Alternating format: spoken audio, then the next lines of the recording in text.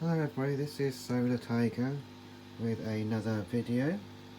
Today is the 16th of August 2024, and in this video I'm going to talk about Bitcoin mining.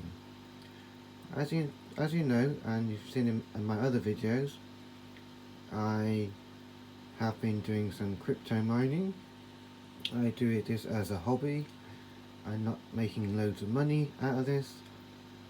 So this is just like a fun thing that I do.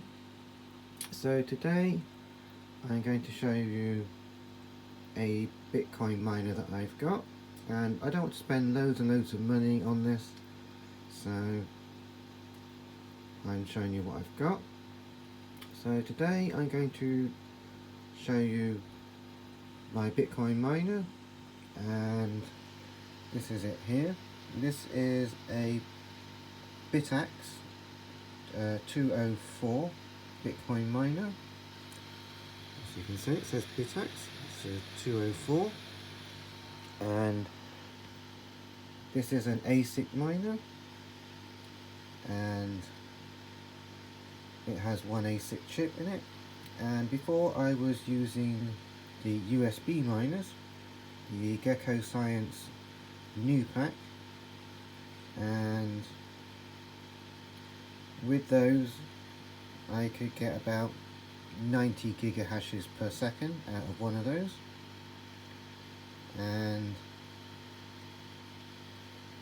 I was using those. I had two of them connected to a Raspberry Pi and with a powered USB hub, and I was mining with that.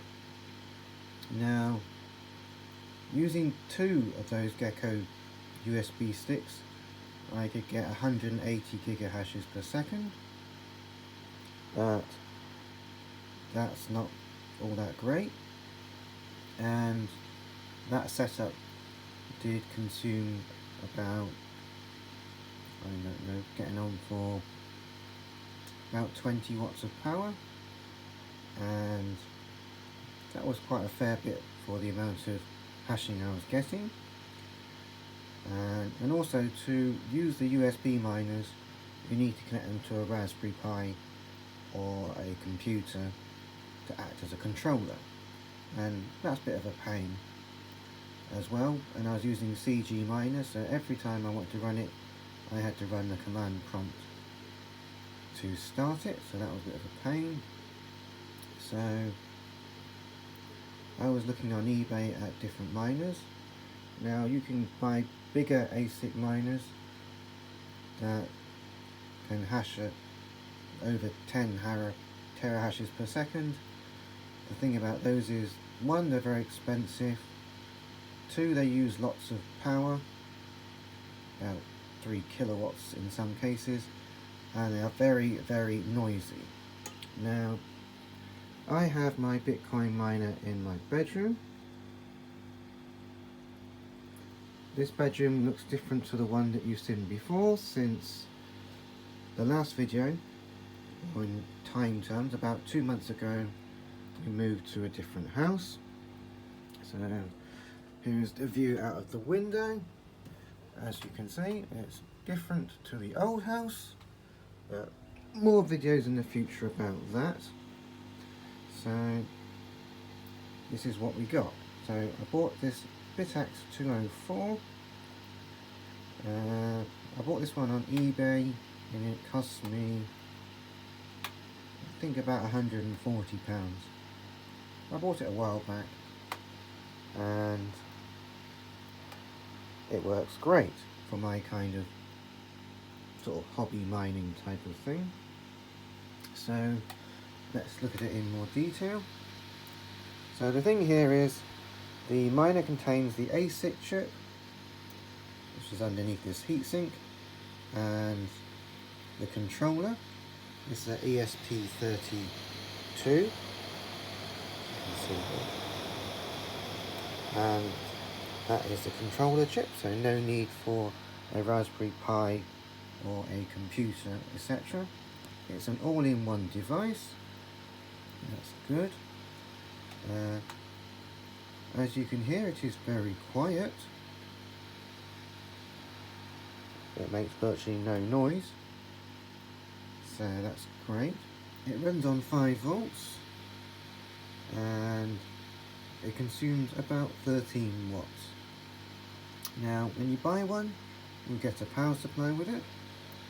In my case, mine came with a 5 volt 4 amp wall power supply that you plug into the wall. At the moment I'm running it on solar through my solar power system. So this plug and cable goes to a DC-DC converter that converts the 12 volts from my batteries down to 5 volts, and it supplies the 5 volts. I bought a cheap DC-DC converter off of eBay, and the particular one I've got is a 50 watt one, so it can do 10 amps at 5 volts, but I'll come to that later. So this is my bitaxe 204. Mine didn't come with any case or a stand. You can buy stands like I've seen on eBay, and you can probably buy cases as well that make it look neater. That's what we have here. It comes with a display, and you can see that at the moment I'm doing 550 gigahashes per second, which is an efficiency of 23 watts per terahash.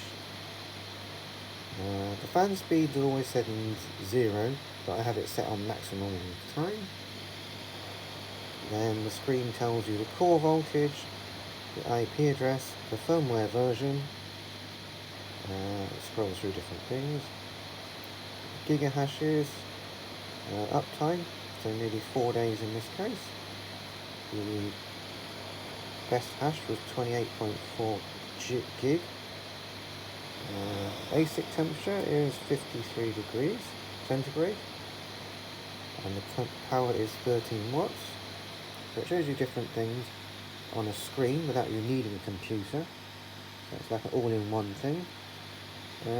During the past week the temperatures have been high, so indoor temperature has been about 25-26 degrees centigrade, and the miner was running at about 60 degrees Celsius. It all seems to be working well, and that's that. I am mining on, well, these are actually sold as solo miners, so lottery miners. That's what they're sold as. So, but I am actually pool mining with it. I prefer to earn a little bit all the time. So all the time I earn a little bit, rather than I take a gamble and basically don't get anything. That's how solo mining works. You can mine for a long time and get absolutely nothing, and then one day you might get lucky and discover a Bitcoin block. And at the moment, if you find a block, you get a reward of 3 point something Bitcoins, because there was a halving a few months ago, and the block reward now is 3 point something Bitcoins, which is still a handsome amount of money, in the thousands and thousands of pounds if you find a block. But being realistic, finding a block is very slim, so I'm going with pool mining. Yes, I earn very little, but I do earn something all the time. But that's just me. So this is the miner, and you can connect to it through your phone, tablet or computer to access the settings on it. This is the bitaxe one, and it runs AXEOS or AXOS, and we'll look at it on the computer. So here it is on the computer. You connect to the IP address that is shown on the miner. I'll just come back to the screen here. In a second it will show you the IP address.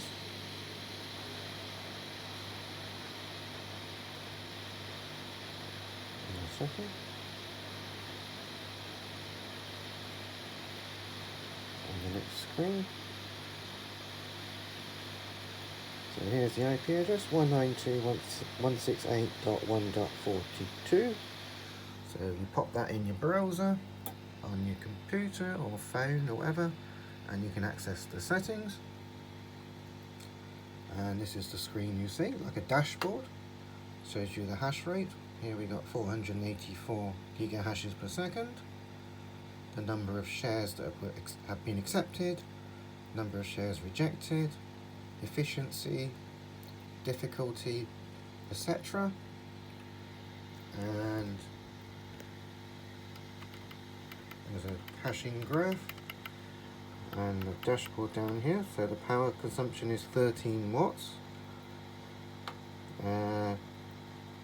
Now I have a 5 volt DC-DC converter that supposedly puts out 5 volts.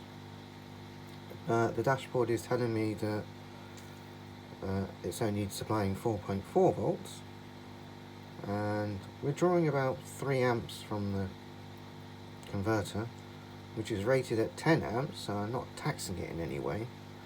So I'm not sure about that. It does moan about the voltage, but it seems to work just fine, so I'm just letting it be.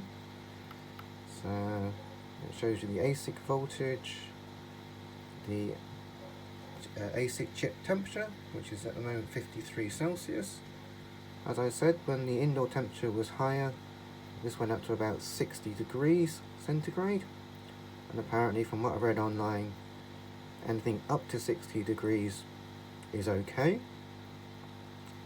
The fan's always on 100%, but I think it's because I only have a 3-wire fan. It came with a 3-wire fan, so the fan just runs fast all the time.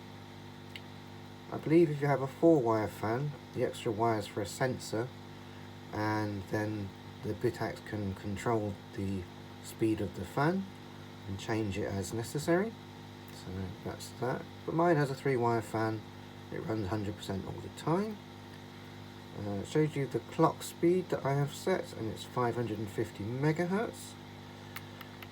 And then it shows you the pool information of whatever you've entered. So as I said, I'm mining on Brains pool. That's the address there, port, and my username. If I go to the settings page, so I'm trying to look at this through the camera, or to my phone actually. So this is the settings screen. It works over Wi-Fi, so you connect to your Wi-Fi network. Mine's called Roland's Home, but you put in whatever's appropriate to your Wi-Fi, and then you put in the pool address, the port, username, password. You set the core frequency and the core voltage. Now as you increase the frequency, it makes the power consumption go up, and the ASIC temperature increases as well. And if you go too high, it may become unstable and stop working. If you have a 4-wire fan, then I think the automatic fan control varies the speed of the fan to keep the temperature within the correct parameters. But as I said, my fan has 3 wires, and I guess it cannot control it, so it just runs at a set speed all the time. If you change any of the settings, you need to click save and then click on the red restart button over here. Then there are options to update the firmware, which I've done before. It's quite simple, and that's what we have. So now the good thing about this miner that I like is Now, everything is self-contained, and the best bit is that as soon as you turn the power on, I mean once you've set it up and put all the parameters in that as soon as you plug it in, it starts up and starts mining. You don't have to do anything, you just plug in the power, turn it on, and away it goes. So unlike setups where you have to use a computer or a Raspberry Pi or something, when I was running CG Miner with the USB miners, I would turn on the setup, the Pi would boot up, and then I would have to run CG Miner manually and enter command line parameters. And trying to do that remotely is a pain. So I like this, is that you just plug it in, after you set it up, plug it in, and away it goes. You don't need to do anything, it just goes by itself. So that's a good thing about it. So, as I said, I am mining on Brains Pool. I'm pool mining, so I'm on Brains Pool. So if I click on this, I'm not logged in apparently.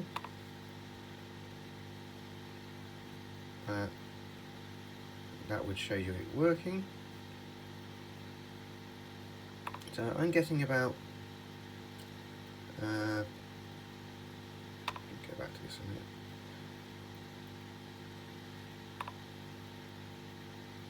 So I'm getting about 489 gigahashes per second. It's rated at about 500 gigahashes per second, or 0.5 terahashes. And sometimes it's a bit more, sometimes it's a bit less. So I'm getting 500 gigahashes with a power consumption of 13 watts.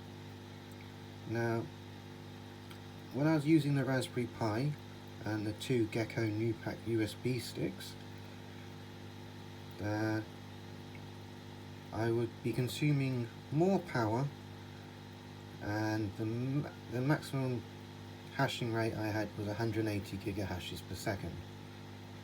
And I was pushing the sticks reasonably hard. So this is more efficient and less fuss. So with this in mind, I have bought another device. I bought another device that is similar to this, and I bought the Lucky Miner V6. Actually, if I go to the computer, I will show you one.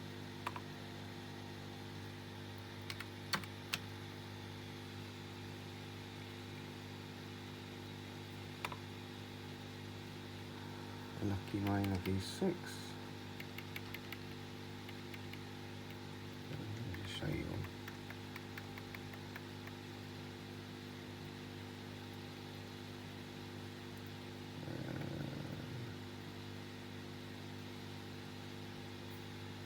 Just bear with us here.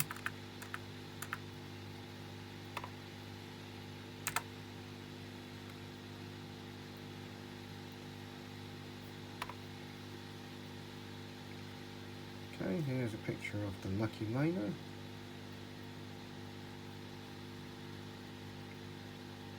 The computer's just playing up.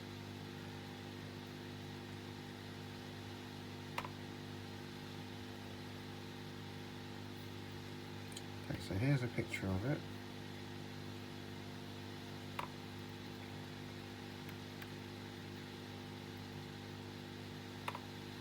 Right, here's a picture of the miner I bought. I mean, obviously it was not this price. So this is the Lucky Miner V6. It's virtually identical to the bitaxe. This is rated for 500 gigahashes per second on Bitcoin. it has, this miner is based on the BM1366 ASIC chip. You mine with the 256 algorithm, the SHA-256, to mine for Bitcoin. And this one comes in a case.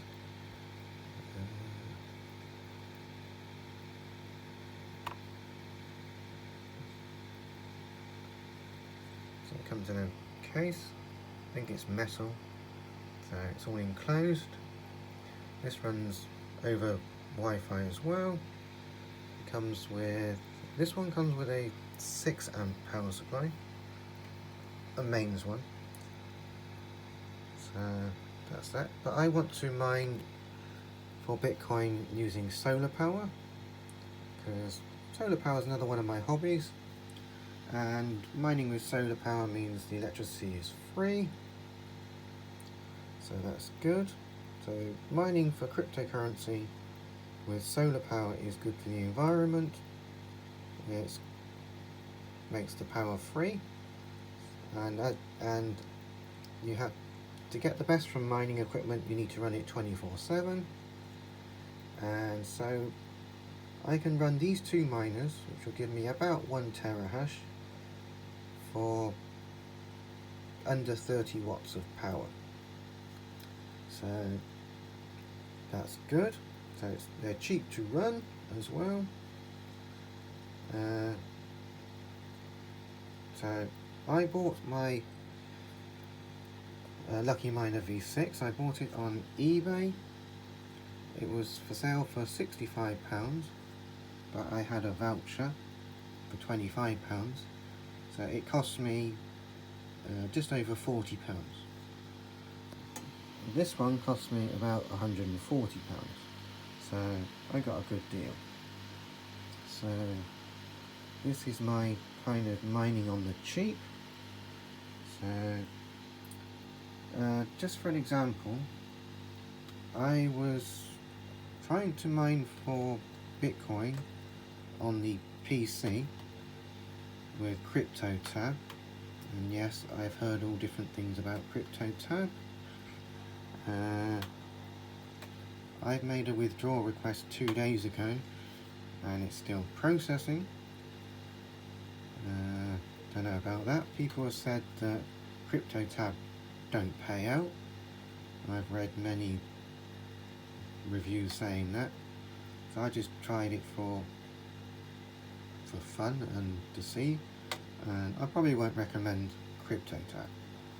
But anyway, this computer uses about 75 watts of power, and I've been running that 24/7, and I not recommend that.